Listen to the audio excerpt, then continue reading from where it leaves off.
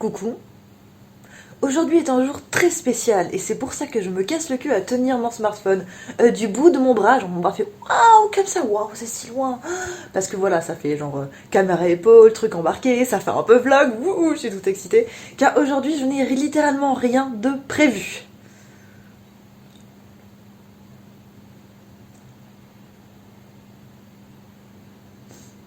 Ouais, ouais. On va quand même pas se laisser abattre. Donc du coup, mon idée était que, puisque là on est en plein dans la période des vlogmas et tout, je vais vous emmener avec moi, on va faire des marchés de Noël, on va faire des petits gâteaux alsaciens avec des trucs de pain d'épices et tout, et des trucs vachement sympas, des emporte-pièces, on va en décorer, mettre des guirlandes et tout, enfin ça va être grave bien.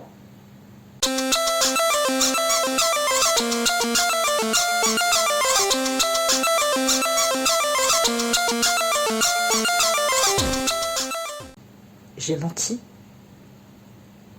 Aujourd'hui, je me fais un soin de visage au charbon. C'est pour ça que je ressemble à un reverse panda. Et j'ai fait un bain d'huile de coco pour mes cheveux. Voilà, je fais ça de temps en temps. Vous saurez tout. Et donc, il est bien évidemment hors de question que je sorte comme ça. D'une part, parce qu'on dirait que j'ai pas pris de douche au niveau de mes cheveux depuis genre 1993. Et mon visage comme ça pourrait donner un petit peu l'impression que je fais une blackface ou autre petite chose raciste absolument délicieuse. Donc plutôt, je vais rester ici, me mettre des trucs sur le visage, râler de temps en temps et surtout lire parce que je rappelle, dans Book and Chill, il y a Book. Hein, il vient même d'ailleurs en premier, donc on va quand même parler de bouquins. Hein. J'ai 1h30, 2h, grand max là vraiment de dispo devant moi. Donc je pense que je vais les consacrer à lire un livre alors qu'on m'a pas du tout conseillé, puisque de base on m'a dit qu'il était plutôt médiocre. Mais je trouve le plot sympa, j'ai un peu envie de voir ce qu'il donne, et je trouve que ça fait aussi bien suite à la vidéo Twilight du coup, qui a été sortie. Qui est sortie, maintenant il va falloir parler du français correct. Hein. Et donc du coup il s'agit de The Lost Girls, Vampire Revenge Story, de Sonia Hartle. Je pense qu'on dit plutôt genre Hartle, voilà, plutôt que Hartle. Voilà, à moins que la dame soit vraiment allemande, et auquel cas je m'excuse, vraiment. Donc je le lis en VO. J'ai pas la VF, je sais même pas en fait s'il est traduit. Je crois qu'il est pas traduit encore. On va voir ce que ça donne. Je n'en attends pas grand chose. Donc on y va. Hein? Chapitre 1. Je sais pas pourquoi j'ai fait ma Maria Carré ou quoi que ce soit, je ne sais pas, ce masque, ces soins. J'aurais même mis du concombre sur mes yeux, franchement. Si, j'avais du concombre, et si, j'avais pas besoin de mes yeux pour lire. J'allais dire un truc d'importance, mais vraiment capital, alors, je sais plus c'est quoi. Ah oui, je sais, c'est ça. Du café. L'autre truc absolument capital que je devais vous communiquer, c'est de quoi parle le bouquin. Ah oui. Enfin, vous auriez pu tout à fait aller sur Google, taper The Lost Girls dans la barre de recherche, vous aurez eu l'information. Mais si vous regardez une vidéo dessus, j'imagine que c'est aussi pour avoir l'information par moi, via ma personne, tout ça. D'après ce que j'ai lu sur Lost Girls, on parle de filles transformées en vampires par un mec vampire qui les a convaincus d'entrer dans l'immortalité, tout ça, et de rester bloqués à peu près aux âges de 16, 17, 18 ans, enfin dans une jeunesse éternelle, par amour pour lui, sauf que il les a plaqués, s'est barré et continue de faire ça d'année en année, donc de transformer des nanas. Donc là, il semblerait qu'on suive pas forcément des dernières qui étaient transformées, mais en tout cas une nana qui a été transformée au cours de ce siècle, qui est restée bloquée à l'âge de 16 ans, et qui va a priori essayer de retrouver les autres victimes de ce type, et elles vont faire front commun pour aller a priori lui marave la tronche, histoire de se venger. Voilà. Là d'ailleurs je viens de lire un truc un peu rigolo qui me fait toujours m'interroger sur dans quelle mesure est-ce qu'un vampire peut transformer son apparence ou pas. La nana dit que juste avant de se faire transformer, sa dernière opération capillaire a été de se gaufrer les cheveux. Voilà, du coup, elle se les attache comme elle peut, et je pense qu'elle regrette ce choix esthétique. Je le regretterai à sa place.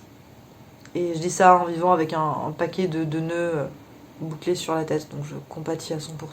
Petit point après une trentaine de pages lues, c'est vraiment rigolo.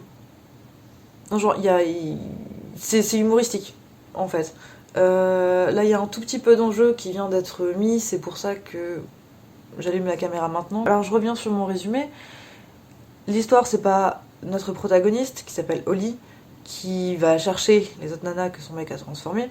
C'est ces nanas, qu'il a transformées avant elle, qui vont la trouver, du coup, pour lui expliquer un petit peu les bails. Puisqu'elle, en fait, est relativement ignorante par rapport aux deux autres. C'est rigolo, il y a une...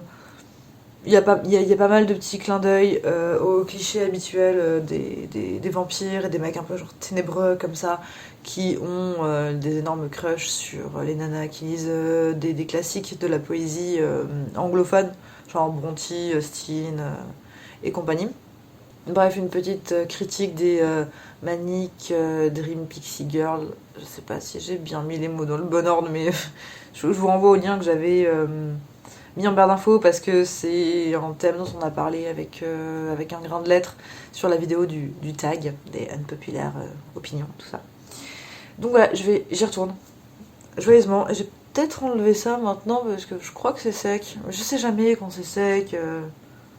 Je sais pas, il y a des pigeons sur ma fenêtre. Quelle belle journée!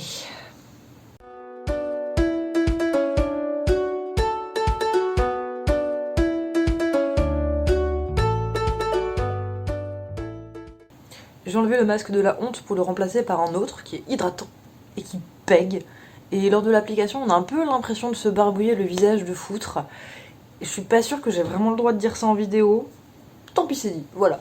Et du coup, j'ai avancé la lecture. Donc là, ce qui se passe, donc je spoil pas vraiment, je donne juste un peu le setting. Les filles ont décidé d'aller sauver la prochaine victime qui se trouve dans un lycée, donc elles sont un petit peu à retour au lycée. Et il y a une amitié qui est en train de se lier entre la future nana qui risque de se faire transformer et notre protagoniste. Je fais une drôle de tête à l'amitié parce que ça semble se diriger gentiment vers un petit... Enfin, une petite romance lesbienne, quoi. Et je dis oui, on aime. Ah, oui, oui, oui. Mais bon, pas d'emballement excessif parce que peut-être juste un queerbait à la con. Ça reste quand même tout super drôle. Ça reste léger, drôle. Forcément, il y a quelques incohérences, je trouve. Mais en fait, pas très grave. Là, pour l'instant, je passe un très bon moment. Bon, la protagoniste, elle adore lire, globalement. Et ce que je trouve agréable, c'est qu'il y a plusieurs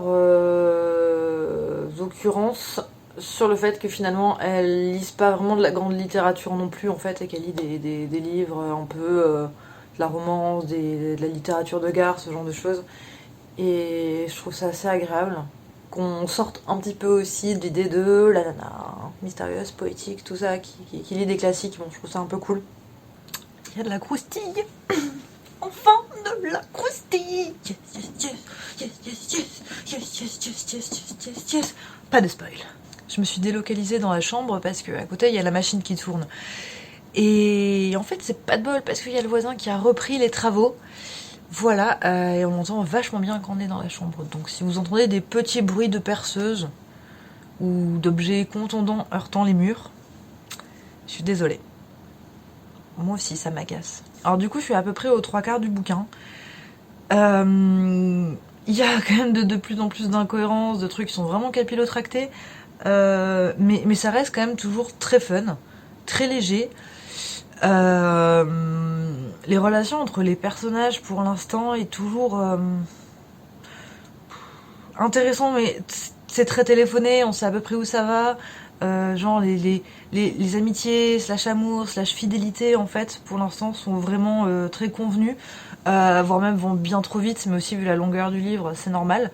Genre tout devient très vite très intense en fait, donc c'est un peu bon, c'est pas hyper crédible, ça reste quand même toujours très divertissant, ça reste marrant. J'espère en tout cas que là on va pas avoir encore plus de genre de tension dramatique parce que l'intérêt du bouquin pour moi pour l'instant c'est quand même de passer un moment léger, une bonne marade, donc rajouter de l'enjeu vraiment dramatique, je pense que ce serait juste une erreur parce que pas sûr que l'autrice le fasse très bien d'une part et c'est vraiment trop éloigné en fait des possibilités, on va dire, de l'ouvrage. Voilà. Je sais pas trop si je suis claire parce que je suis encore un peu dans la lecture. Je vais reprendre là et on se dit à de suite.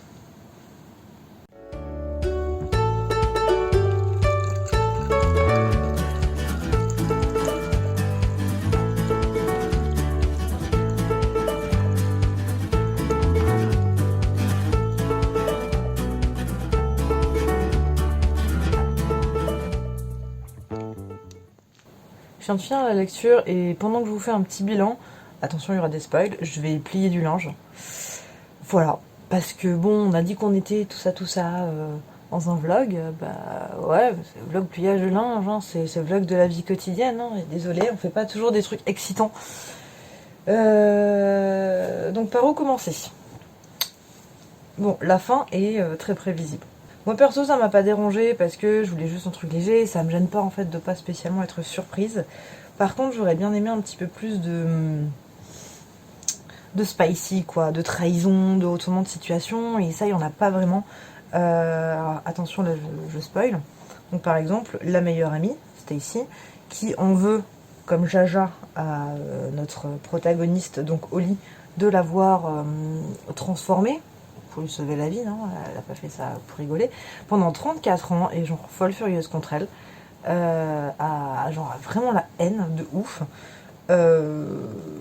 Et les premières fois où elles se retrouvent, c'est assez chaud quoi, enfin elles s'envoient des fions, elles s'engueulent, c'est compliqué, et puis d'un coup d'un seul, genre limite elle a 3 jours de réflexion, puis paf, elle revient comme ça, comme par magie, et elle redevient genre vraiment la BF parfaite, et vas-y qu'on se rappelle les bons souvenirs, et vas-y que on discute, et vas-y qu'on se fait des petites déclats d'amitié éternelle et tout. Et du coup, ça m'a un peu gênée parce que je trouvais que c'était vraiment trop abrupt. Genre, Ananas donnait vraiment à 100% pour son ancienne BF et du coup pour sa quête, voilà, de laquelle elle n'est vraiment pas invitée à prendre partie initialement. Et du coup, je m'attendais vraiment à ce qu'il y ait une trahison. Je me disais que c'était elle, probablement, qui donnait toutes les infos aux méchants. On va en parler un peu après des méchants. Et en fait, pas du tout. Donc non, c'était pas elle. Et juste c'est une gentille fille qui, d'un coup d'un seul, s'est redécouvert une âme de gentille fille, un amour immodéré pour sa BF. Donc j'ai trouvé ça un peu décevant parce qu'il y avait vraiment matière de faire un truc intéressant, en fait, de retourner, enfin de mettre une sorte de deuxième vengeance, en fait, une vengeance amicale cette fois. Mais bon, non, ça n'a pas été le cas.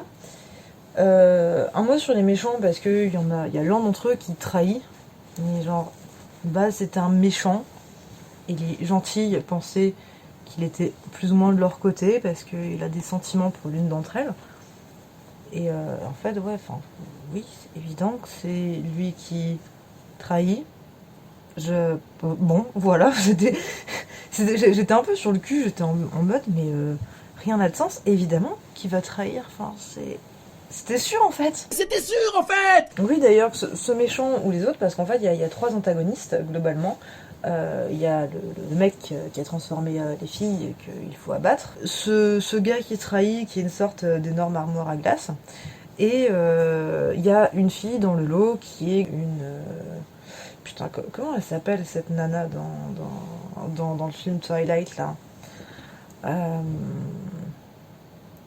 la blonde, pas Rosalie, l'autre blonde qui est complètement tarée, qui adore voir souffrir les gens, là j'ai oublié son nom. C'est une elle, mais Lidl quoi. Voilà, elle aime juste torturer les gens. C'est ça, juste passion dans la vie, elle n'est définie que par ça. Elle a pas de loyauté, elle aime juste torturer les gens. Et je trouve ça un peu dommage comme personnage parce que les gentils ont tout un peu un développement, un peu un background, des trucs intéressants et tout. Elle non, juste torture les gens quoi. Là, je suis en train de plier un pantalon qui est hyper chiant à plier. C'est ceux qui ont les qui ont les espèces de faux plis là au milieu. Ça me casse les couilles de plier ces trucs là. Putain, faut vraiment que je suis un gros canard pour me casser le cul à plier ça. Toujours dans les trucs de méchants, cette nana qui adore torturer et tout, se fait un malin plaisir lors des 2 rencontres frontales et bagarreuses avec notre protagoniste. Elle leur arrache des membres. Bon, alors, il y a plein de scènes de démembrement. C'est très chouette, les scènes de démembrement, moi j'adore. Mais en fait, on ne sent pas complètement la race. C'est complètement banalisé, ça ne nous fait ni frissonner ni quoi que ce soit, parce que d'une part, il n'y a pas d'enjeu, si ce n'est la douleur ressentie. Mais surtout, c'est parce que l'une des gentilles, on va dire, un de ses délires dans la vie, c'est de faire des sortes de sculptures à partir de morceaux de gens. Et donc, en fait, elle aussi, elle passe son temps à manipuler des morceaux de corps, à les arracher, à triturer, vraiment à des moments complètement random. Et du coup, on est juste en mode, ok, c'est un truc qui se fait, donc ça n'a ni rien d'exceptionnel, ni rien de très intéressant en fait. Donc j'imagine que l'aspect horrifique, et je dis horrifique avec toutes les pincettes du monde, parce que très clairement, c'est pas fait pour nous faire frissonner, c'est fait pour qu'on soit un peu désolé pour les personnages qui se font. Qui souffrent en fait, qui sont torturés, mais globalement, moi ça m'a touché une sans faire bouger l'autre, comme on dit. Ce qui me vient en tête aussi, c'est qu'il y a plusieurs problèmes avec ce bouquin. Alors, sachant que j'ai pas passé un mauvais moment, hein, je me suis bien amusée, surtout sur la première moitié où vraiment on a le setting et c'est la bonne surprise un peu jouissive de voir des nanas faire front commun pour poutrer un mec qui leur a mise à l'envers, les voir se lier d'amitié, découvrir un petit peu leur passé et tout. Et puis en fait, ensuite, ça devient chiant. Alors, ça devient chiant parce que on a du coup le personnage de la meilleure amie qui, puisque finalement c'est pas une traître, en fait elle disparaît. Elle n'a pas vraiment passé l'une des quêtes qui est donc de récupérer un des items dont elles ont besoin pour détruire le mec. En fait après elle sert plus à grand chose et elle est même narrativement décrite comme étant absente et se barrant pour sortir de chez elle. Enfin voilà, elle n'existe pratiquement plus. Elle a plus vraiment d'interaction. C'est comme si c'est bon, c'était emballé, pesé. Le cas de la meilleure amie, l'arc de la meilleure amie est fermé. Le problème, c'est que c'est un personnage qui reste là, voilà, qu'on voit de temps en temps, mais qui n'a plus aucun intérêt. Donc ça, bon, je dis que je trouvais ça dommage son traitement, mais là, bon, dès qu'elle apparaît, c'est pour des trucs absolument inintéressants. Et ensuite, donc, les autres items à trouver sont chiants. C'est une quête de Horcrux sans vraiment d'épreuves intéressantes, ou un peu magiques, ou un peu rock'n'roll en fait. Donc on tombe très vite sur des platitudes et sur des sortes d'échecs critiques. Là en fait je fais référence littéralement à du jeu de rôle parce que j'ai eu l'impression qu'il y avait des moments, des actions qui devaient être faites où les nanas ont juste raté leur jet de vigilance, leur jet d'initiative ou leur jet de quoi que ce soit en fait. Ce qui fait que elles sont en échec mais de manière genre nulle à chier et juste ça ralourdit, ça rallonge pour rien finalement. Puisque ces épreuves nous apprennent rien, il n'y a pas vraiment de trucs intéressants qui en sort. Et tout ça pour trouver juste des items pour accéder à la quête principale, enfin pour terminer la quête principale, c'était un peu chiant. Avoir des creux dans sa narration, ça peut complètement être rattrapé si derrière il y a un style qui suit, et si derrière il y a l'écriture qui suit en fait. Et là bon, c'est pas le cas, c'est pas une œuvre qui a des prétentions littéraires, mais alors du tout, c'est pas très bien écrit, et bon, là je le lis en VO, mais même je me rends compte que l'anglais est pas du tout ma langue maternelle. C'est pas très bon, l'équilibre entre les dialogues et les descriptions, il est pas abouti, il n'y a pas d'images intéressantes, on reste sur des trucs quand même très très très basiques, où voilà quoi, genre sujet, verbe, complément, et il n'y a pas grand chose qui vient revitaliser ça. Les scènes de bagarre sont brouillonnes et sont plutôt incohérentes, genre il y a limite des gaps temporels dans les bagarres, on comprend pas trop qui, quoi, comment, en combien de temps. Enfin, c'est très fouillis, vraiment. Les bassons sont très fouillis. C'est pas sa réussite hein, à l'autrice. J'ai mis des chaussettes sur mes oreilles parce que je trouve ça un peu fancy. Puis c'est les fêtes, alors voilà, je suis un gros sapin de Noël.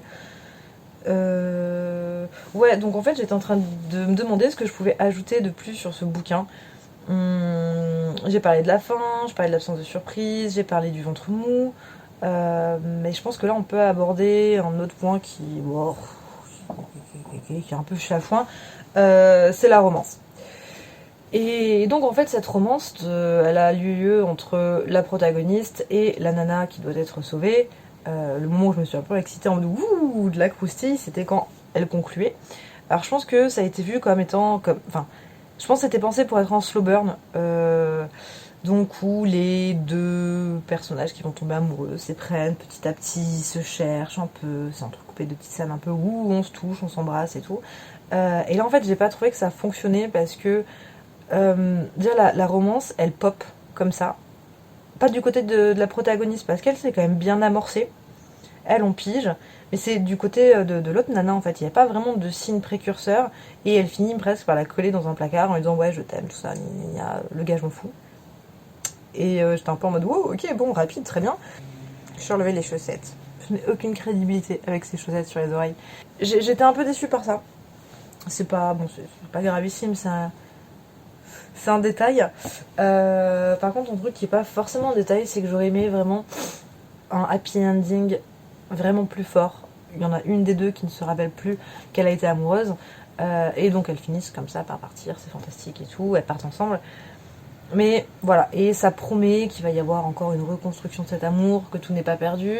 Mais j'ai quand même un petit sentiment amer, mais ça c'est peut-être parce que j'ai lu trop de romances lesbiennes où ça se finit de manière, ou gay d'ailleurs, hein, où ça se finit un peu de manière dramatique, c'est-à-dire où bah non, genre elles vécurent pas heureux, ils eurent beaucoup d'enfants ou pas forcément, donc là j'ai trouvé que c'était un peu dommage. Bon, tout est pas complètement perdu, hein, on dit le truc, mais c'est vrai que j'aurais aimé qu'il y ait ce côté assumé de non c'est bon, c'est super, l'amour triomphe de tout, etc., etc., comme on peut le voir dans plein de fictions hétéro, parce que bon bah nous aussi on a peut-être un peu envie d'avoir des romances cucu qui finissent magnifiquement bien et qui sont clichés quoi. Donc voilà, je sais pas si je lirai d'autres choses de l'autrice.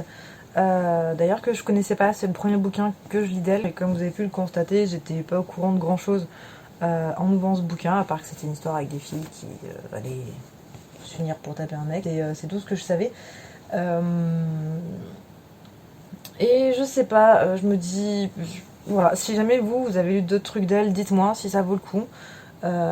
J'avoue qu'en ce moment, je suis bien preneuse d'histoires qui sont pas non plus trop compliquées parce que j'ai plusieurs lectures en parallèle qui sont un peu à la fois prenantes, à la fois lourdes, qui me font réfléchir, qui font travailler mon petit cerveau. Donc c'est vrai que regarder des trucs, enfin écouter, je vais y arriver, je suis fatiguée. Que lire des trucs un peu concon, bah ça me fait du bien. Quand c'est un peu rigolo, c'est encore mieux. Donc voilà, si vous avez des recommandations de cette autrice ou pas, je suis toute oui. Et là, je vous avoue, je suis en train de faire le truc le moins rigolo du monde, c'est-à-dire essayer de regrouper les chaussettes ensemble. Et c'est voilà, c'est un peu toujours une épreuve parce que elles coïncident rarement. Failles spatio-temporelles qui avalent les chaussettes, des extraterrestres qui volent les chaussettes, qu'est-ce qui foutent des chaussettes, j'en sais rien, mais je trouve ça vraiment perturbant et ça me casse les couilles parce que j'ai autre chose à foutre. Qu'est-ce qui est de mettre des putains de chaussettes ensemble? Après, bon, l'avantage c'est que quand elles sont noires, comme ça, je peux les mettre ensemble. On voit pas que c'est pas les mêmes. Vous dites rien. Attends, je vais me faire engueuler après. Et voilà. Bon, bah, du coup, je vous dis à bientôt hein, sur ces bonnes paroles et sur ce beau pliage de linge. J'espère que vous avez apprécié. Si vous n'avez pas apprécié, bah c'est pas très grave parce que moi je me suis bien amusée. Je vous dis à très bientôt.